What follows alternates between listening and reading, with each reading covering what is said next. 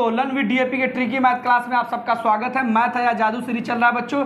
आज हम लाए इंटीरियर एंगल का एक जानदार ट्रिक। इसे ध्यान से देखिए बच्चों, बहुत आसान होता है, बस इसे ध्यान से देखिए। एक उत्तल अष्टभुज के सभी अंतःकोणों का मान ज्ञात करना। अष्टभुज, अष्टभुज मतलब 8, जिसकी 8 भुजा हो। तो बच्चों कुछ नहीं करना, 8 में से 2 घटा देना है।